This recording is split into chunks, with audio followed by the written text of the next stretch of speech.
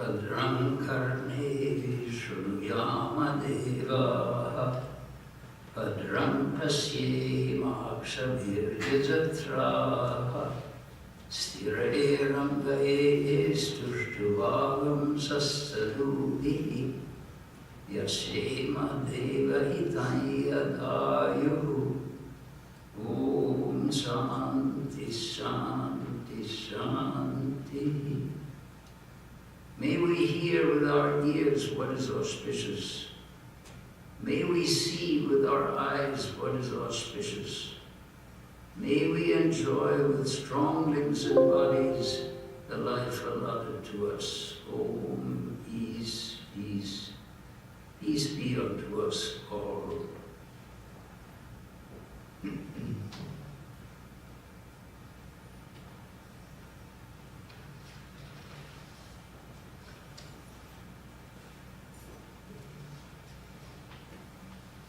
The ultimate support.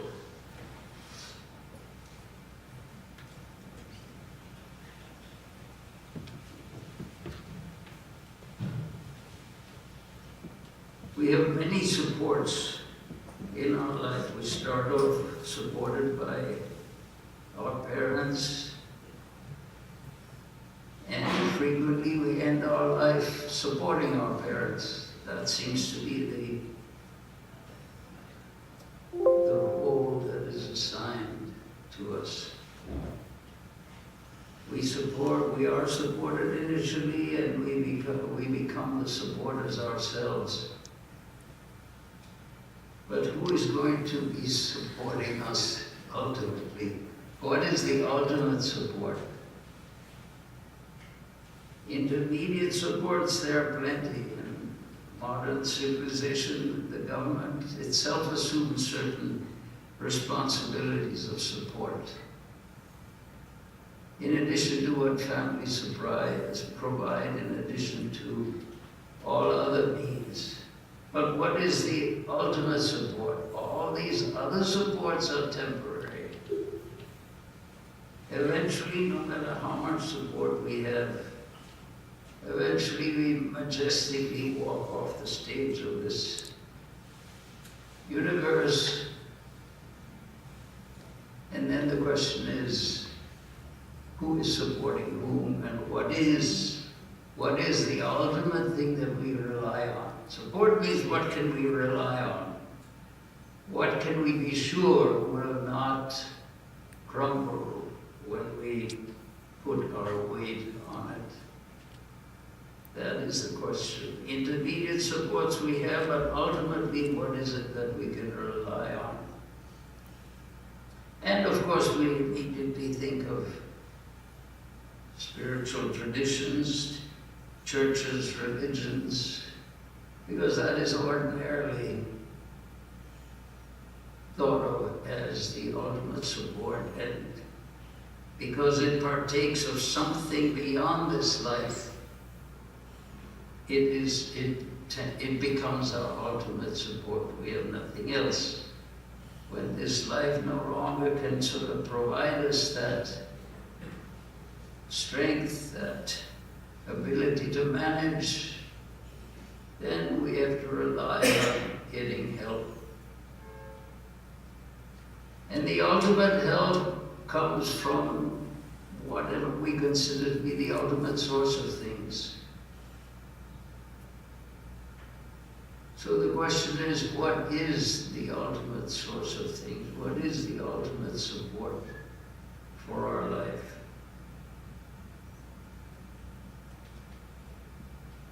Now, there is a verse which comes from the book of St. John,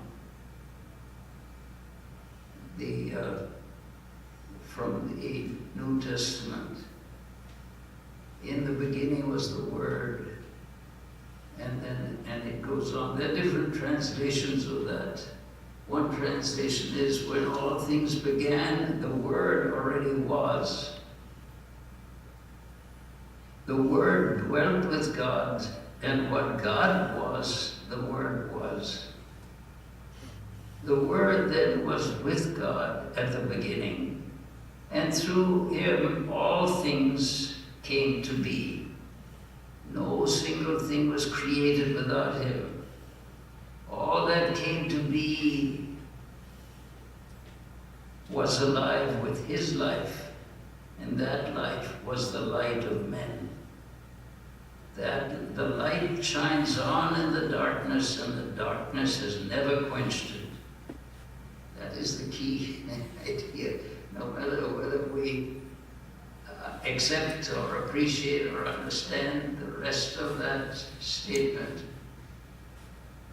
the key to it is the light shines on in the dark, and the darkness has never quenched it.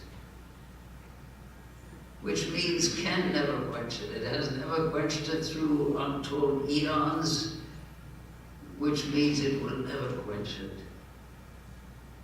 So is there something like that, a word or an idea or a thought, whatever, a being, a reality, is there such a thing that is eternal?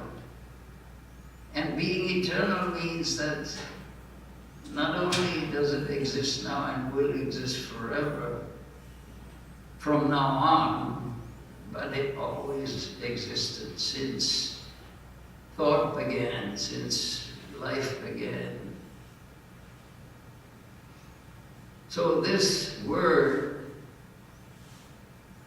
see, we have sometimes some classes come here from this, there's a Catholic school on Broadway here above us, 2 blocks away, and they frequently send students from their classes here to see. This is very interesting for them. They have classes, it's a Catholic school, but they have classes in world religions, so they study Buddhism, Hinduism, and other religions. And so they want to see what does a Hindu temple really look like, because the popular imagination has all sorts of strange things added to it. So we bring them here in the auditorium, and then we ask them, what is the altar? What do they see there? What do they recognize? And so we ask them, what is the symbol in the center of the altar at the top? And they'll know, oh yes, it is Om. They have known it has gone in the society.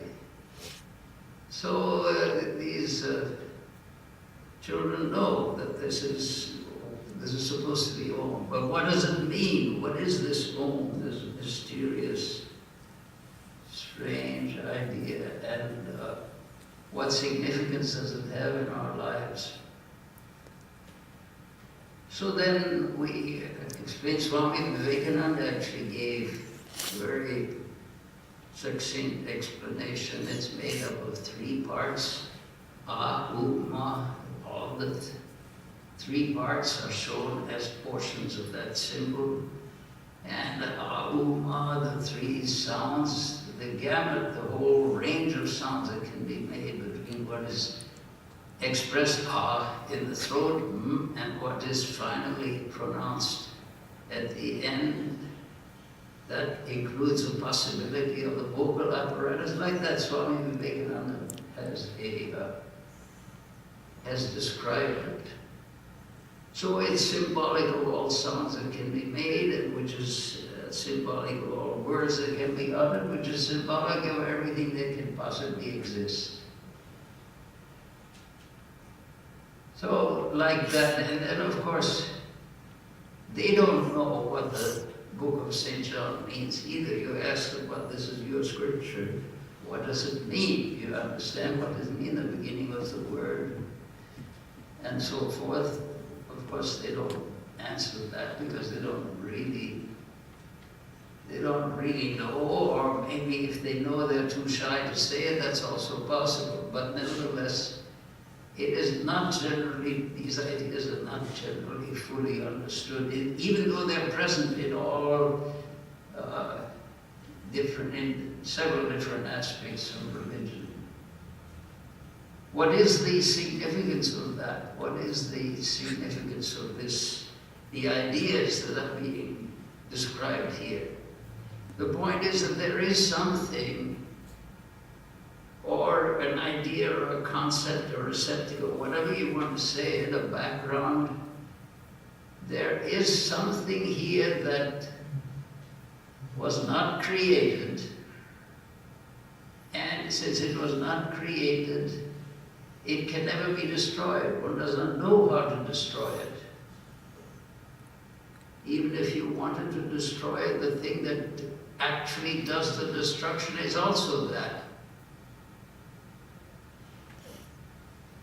So the point is that there is a reality here which was not created and can never be destroyed. And that is what we're trying to reach. Whatever different religions describe it as, and whatever mythology is associated with it, that is the idea is presented. And actually we do have that idea. It's a very difficult concept to grasp. There is something here which was not created and therefore will never be destroyed. What is that? I can look around and try to find something like that. I'm not able to really pinpoint it or locate it. But actually such a concept is present in our daily thought. If you describe anything, this happened, that happened, this event, that event, you're always assuming that there is a space within which all this occurred. But we never give any importance to that space. We all describe the event, this happened and that happened. But the assumption is that there is a reality that our very description assumes that there is a reality that could manifest in that way. Of course, in science it is called the coordinate system. Every statement in science assumes that there is something that is infinite and eternal. Of course, they think of it in a physical way. In other words, everything that can happen happens within a context. And that context was never created. And there's no way of thinking, of being able to get hold of that context in such a way that you can destroy it. So even in our ordinary description, or you could say you're describing some event in your life. You went here, you did that, you met this person, you accomplished this, you accomplished that. We're always assuming that all of this takes place in a reality which was never created. We can't point to any time at which it could have been created, because the very fact that we're in existence is within that reality. So in our minds we have, God is in our minds. God, the infinite, the eternal, the uncreated, the undestroyable, that idea is part of our very consciousness, part of our very thought system. Every thought, every description, every narration assumes the existence of something within which that narration takes place. Normally we don't think of that. We just think of what happens within the narration. But the narration itself could never have been conceived without the existence of that reality that is absolutely necessary for that to work. So I say this happened and this, I went here, I went there, this person did this and this person did that. There's always a stage in our minds. We always assume there is a stage within which all of these actions take place. That is necessary for our thought system. In a sense, that is the word.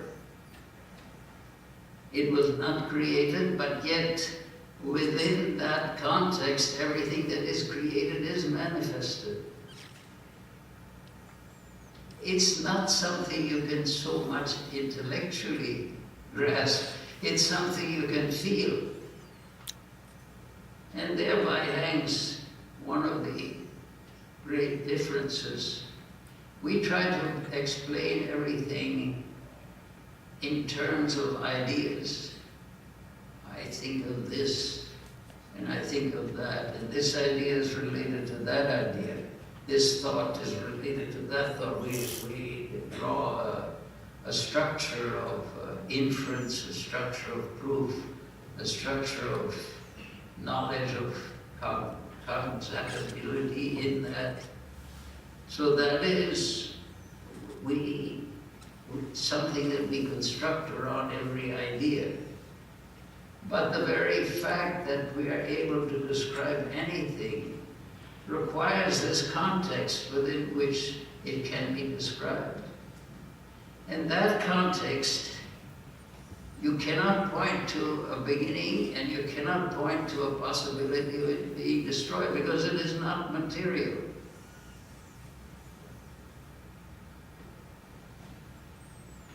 In other words, all our thoughts take into account the existence of something which is eternal, never created, never destroyed. But if we think of it as an idea, it doesn't really mean that much. You say, yes, okay, so what? But if you feel that as a reality, as a presence, this is called feeling the presence of God. And until our thought system evolves into more an idea, instead of thinking about something, actually feeling the reality of something, then we begin to get closer to the idea of the presence of God. This was Brother Lawrence, the Christian saint. I don't know if he was ever canonized, but anyway, we certainly consider him a saint. He felt the presence of Jesus everywhere. He said, whatever I do, I feel that reality, or I feel the presence. I pick up a straw from the ground because of the love of Jesus. So it was a love that he was trying to express. It was a great appreciation, a great depth that he was trying to demonstrate. And that does not come so much by thinking. It needs thought in order to phrase it properly. But that doesn't give it reality. What gives it reality is actually feeling the presence of that, feeling the reality of that. Yes, this is true. This could be. What does it mean to feel the presence of God? That is a profound question. Different religions talk about this. Feel the presence of God. How does one do that? How does one put reality into all these abstract spiritual ideas? Or you meditate, all right, you meditate on, you have an image in your mind, you locate in the region of the heart. The Upanishads talk about the lighted space within the heart, and in that space there you put a sacred image and you meditate, you concentrate on that. All those things we do, but when does it really begin to sparkle? In other words, when does it really become meaningful? When the heart begins to be activated. The thought is absolutely necessary in order to start the process. But the process doesn't end with thinking. It ends with feeling and with experiencing. And to experience something is not the same thing as thinking about it. So somehow we have to cultivate the heart. That is that becomes our ultimate support, if you want. in this sense. Ultimately, you could talk about the presence of God and the experience of the reality of the Atman, and all of that we can talk about. But the beginning of the process, feeling that religion is something that is not just a set of ideas. Yes, that's wonderful because it impels us toward morality, it impels us toward selflessness, toward consideration for others. It impels us in so many good ways. So religion is wonderful. But those are only the low foothills of religion. The Himalayas of the religious realm, we're not even beginning to. We know that they're there, but we're busy about the little foothills. So the highlights of the spiritual quest come when we begin, something like that begins, feeling the presence of the thing that we're meditating on, feeling the reality of it.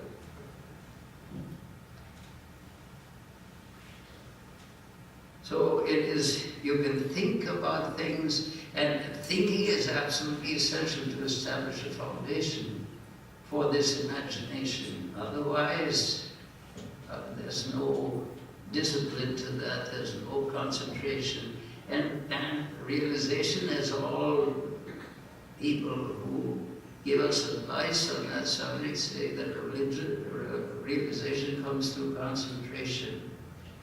Concentration on that reality. But in order to be able to concentrate well, the intellectual landscape has to be clear. The intellectual landscape has to be unassailable. As long as we have doubts, well, could this be? Maybe this is not the right way. I should think about it that way, and then this theory and that theory. Oh, we have to work all of this out. The theories we have to fully understand, appreciate, accept, and then the road becomes clear for proceeding further. So in our Vedantic tradition, of course, we also have that same, that is described in the Kathopanishad. Sarve Vedaya Paramamananti. What Sarve Veda, all the Vedas, Amananti, but they all proclaim that goal which they all proclaim. Tapamsi Sarvani Chayat Vadanti, that what all austerities speak about, declare. Yadichanto Brahmacharyan Charanti, that which they, meaning people, that which people approach, that which people try to reach by practicing spiritual austerities. Tatteva Padam Sangrahena. For easy grasping, I will explain what this goal is. The goal of all spiritual practices, Om. It is that goal is Om. So what is Om? And then further 2 verses, it explains it, not in a grammatical sense like Swami was explaining. Etatyeva aksharam brahma, etatyeva aksharam param. This akshara, this syllable, Om, etatyeva aksharam, that is that supreme, that ultimate foundational reality. Etatyeva aksharam param, all this syllable is the supreme. Etatyeva aksharam yatva, knowing this particular syllable, yo yanichati tasyata, that which ichati, that which a person desires, one attains. Yitad alambanam shreshtam, this alambana, this support is Shrestha, is the highest. Etad alamparam param, the highest. Etad alamparam yatva, knowing this alambana, knowing this support. Brahmaloke mahiya, one is glorified even in the highest realms. Because one is approaching the goal of all activities, of all lokas, of all worlds, of all existences, the goal of everything, the goal of all attainments, the goal of all the activities that we do in our life. There are all sorts of intermediate goals, but the ultimate goal is to reach that. That is the statement that is made. We may have so many different things that we're aiming at in life, and all those things are wonderful. We need them. There are certain customs that are made, have been developed in order to ease our approach to these goals, in order to support us as we approach these goals. We're talking about the ultimate support here, so there have to be intermediate supports for intermediate goals. The ultimate support is for the ultimate goal. So all these supports, everything that we do is supported by Om. Okay, Om, but Om refers to the spiritual reality,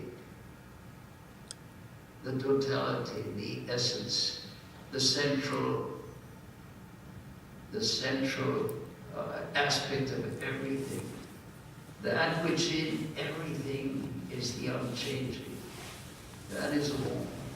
And that is the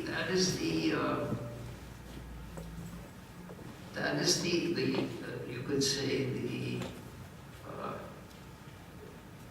philosophy that supports this whole process.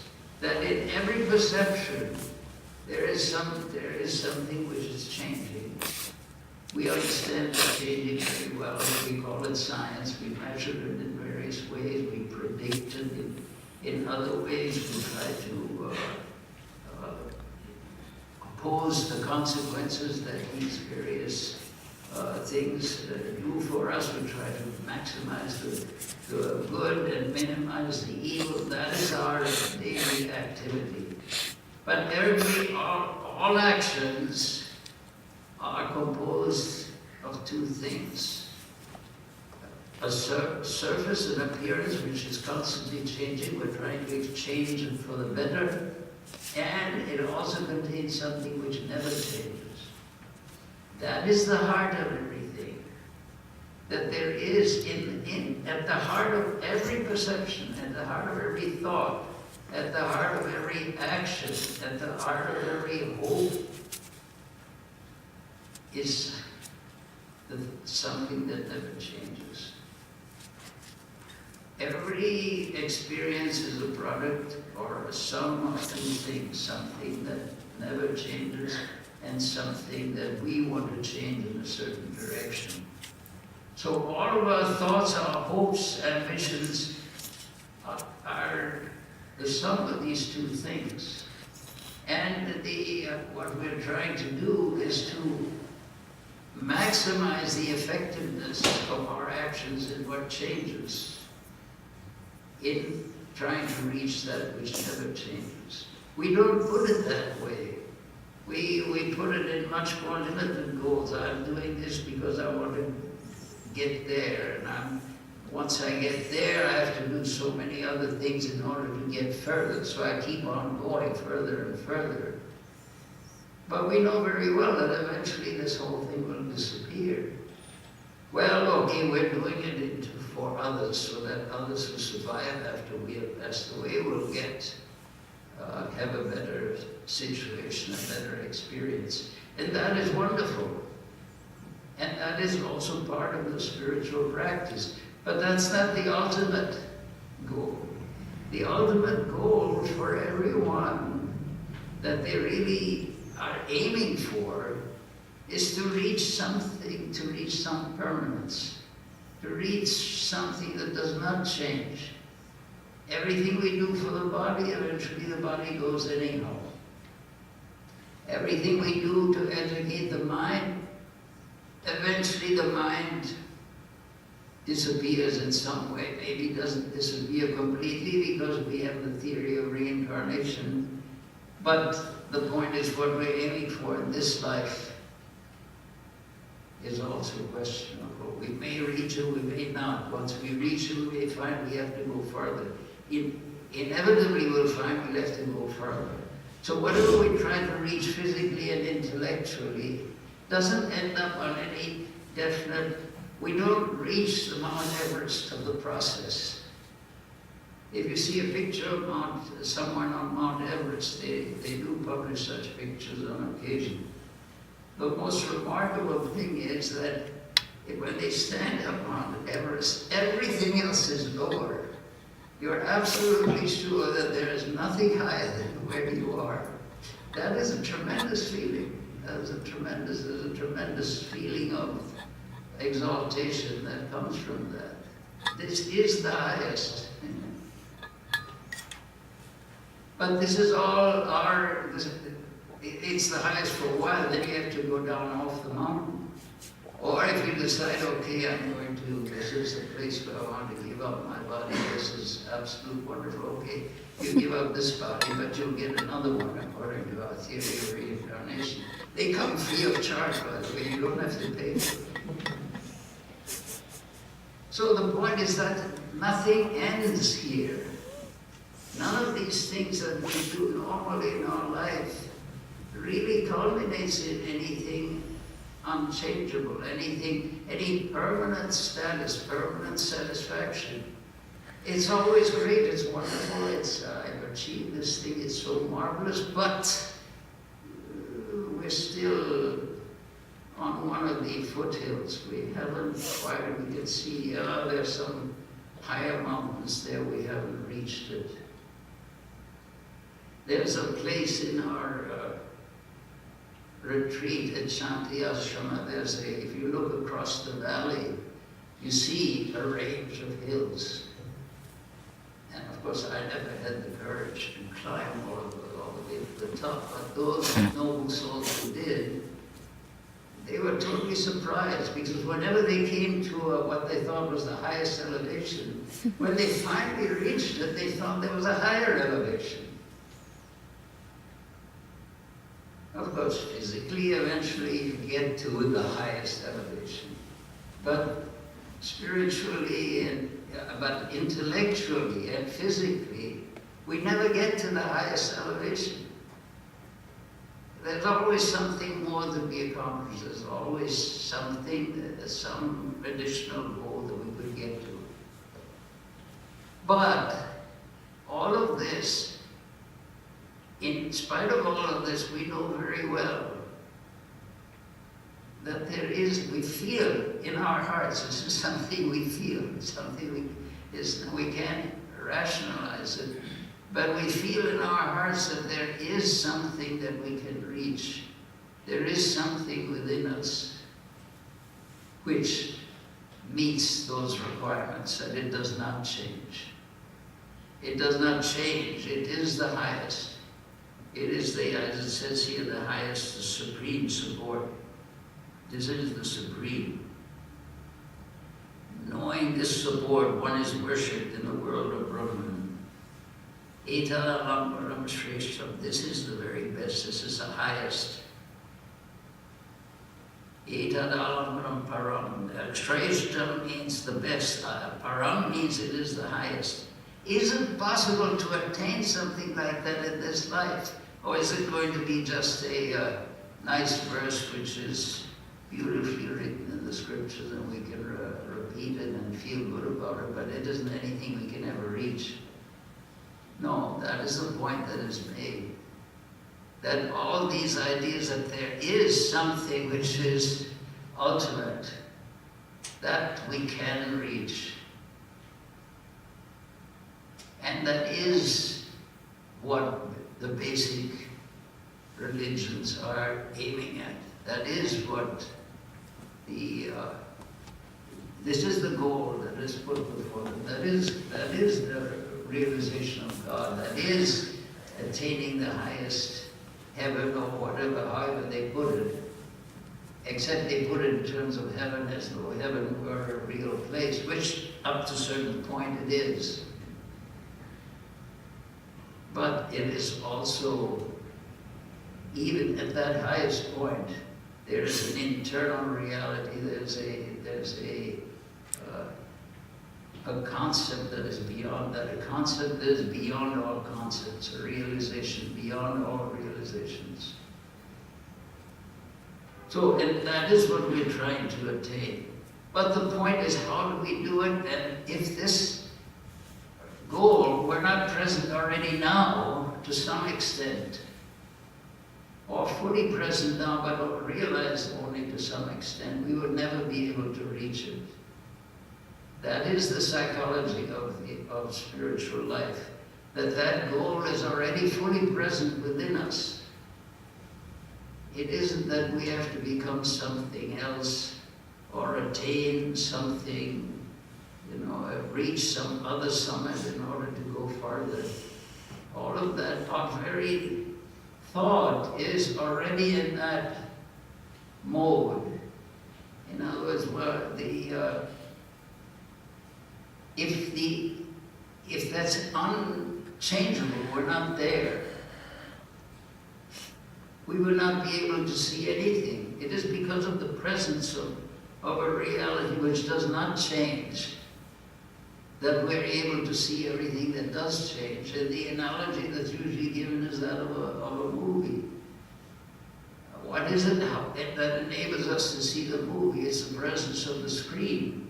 And what is the scene, the perceived role of the screen in our perception of the movie? There's no role whatsoever as far as we can tell. We don't even know that the screen exists. But if that screen were not there, that movie, we would never see the movie either. So if God were not present, if that spiritual entity, whatever name you give to it, were not there, no perception would be possible. It is the reality. First we have to see God, then we can see everything else. But naturally we don't think of it that way. We say first we think of everything else, and we have to struggle and struggle to go within those things that we see, or to go beyond those things that we see in order to see God.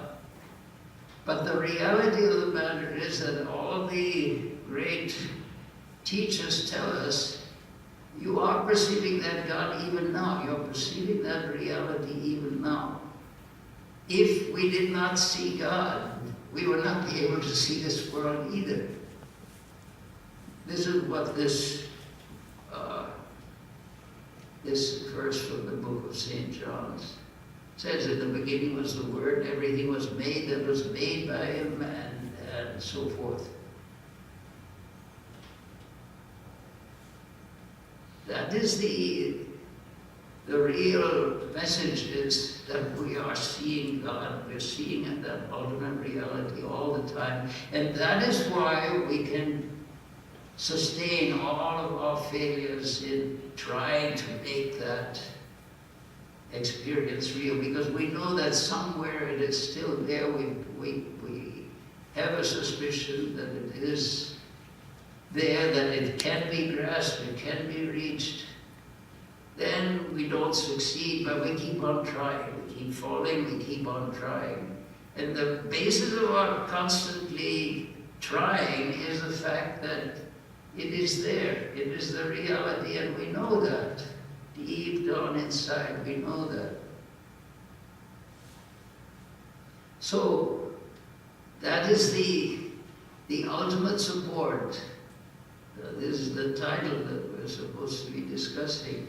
The ultimate support is something that is already within. But that we feel ourselves to be human beings. We feel ourselves to be, everyone feels a certain nobility, a certain grandeur within. On the surface we maybe have all sorts of limitations and problems, but we all feel there's an importance, there's a significance within.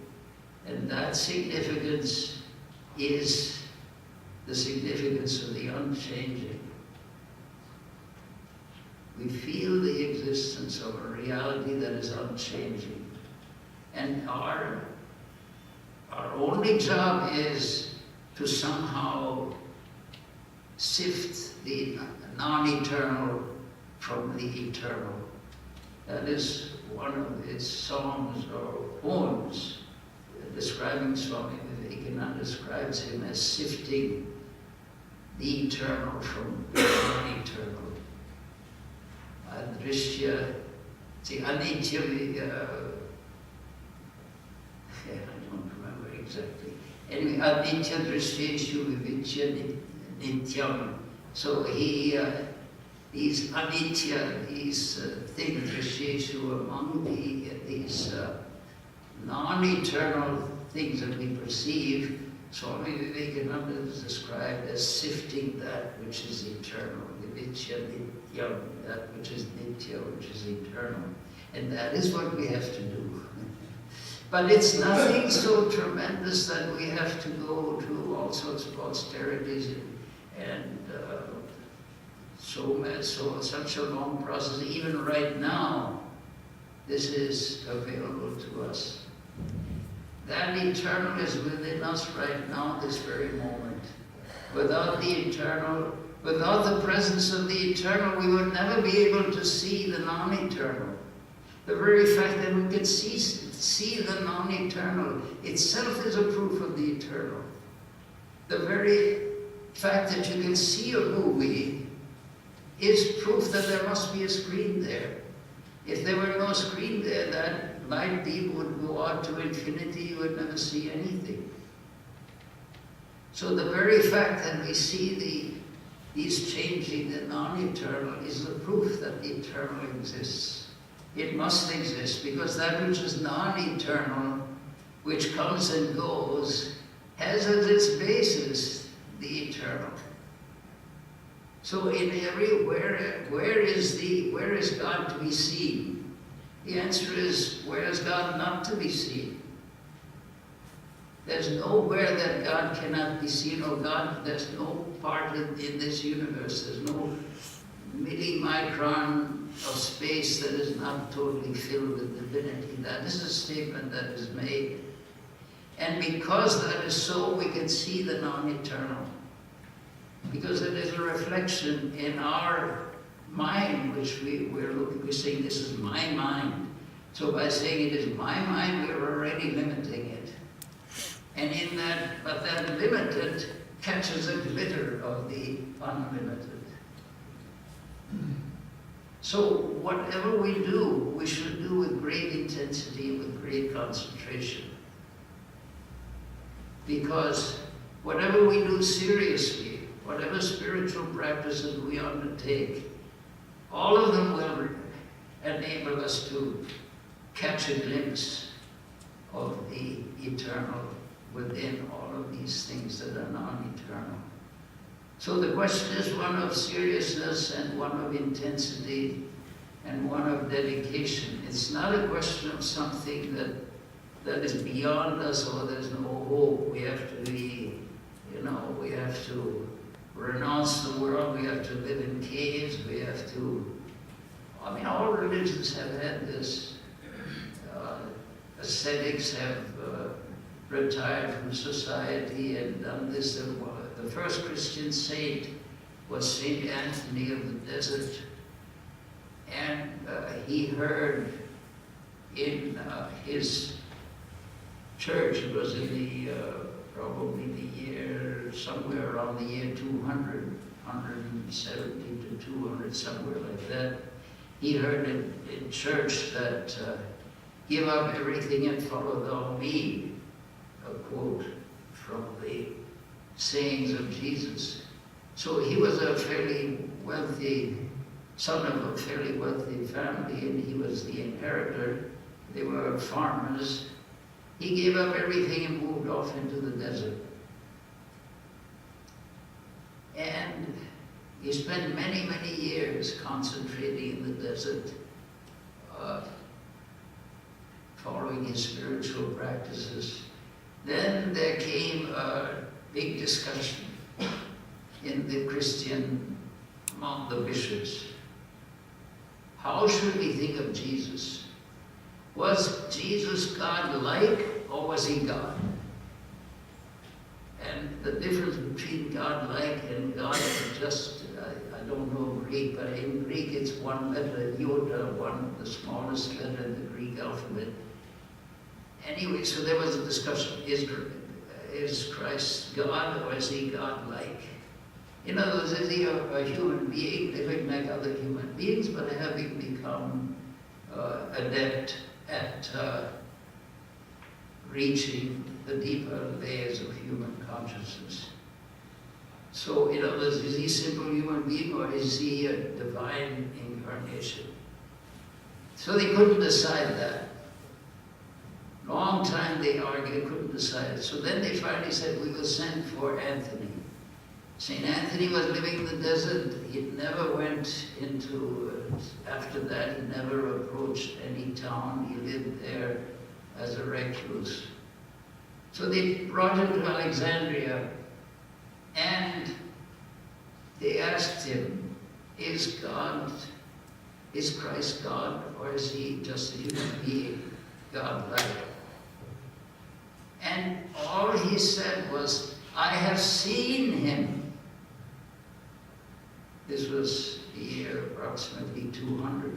I have seen him, that's all he said. And he said it with such intensity. In other words, he had realized the reality of God. That was his experience. So Christ was God, not a human being who was simply very virtuous.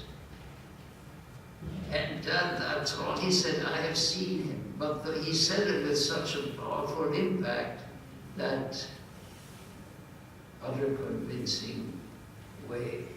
And then he simply walked off from there, walked right back into the desert and assumed his usual lifestyle.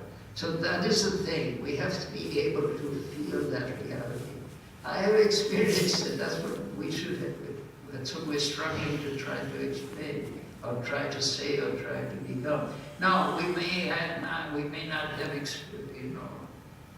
experienced it in such a profound way as St. Anthony did, but deep in our hearts, we won't necessarily spread the word around. Hey, see, I've experienced this, and you get a megaphone and announce it to everybody. No, but within your heart, you will know that there is a reality within. There is a profound truth within. And that it is real. You may not have, what they talk about, the great bells and whistles that saints say, I have seen this, I have seen that. You may not have seen all of this, but in your heart, when you think, when you sit down to meditate, a powerful feeling comes up, you know this is real. That's all you need. You don't need to stand up on a tall mound and announce it to everyone. But you'll have the feeling that this is real. And that we can all experience. That is not something that you have to have such a tremendous, such a tremendous, brilliant experience like we're told in some of our literature. In our own hearts, we know, whatever anybody else may say or not say, we know that this exists. And when we sit there, we can feel the presence of God. That we can do. That is possible for all of us. Immediately, that's nothing that's so tremendous. So many people have experienced it. Why should I not experience it? That should be our thought on this. So many people have experienced God. Am I only going to be the only one that doesn't? No. So each one of us can get a conviction that this is real. All the bells and whistles, those are just details. But when we close our eyes to have the feeling that God is real, that is something that is possible for all of us.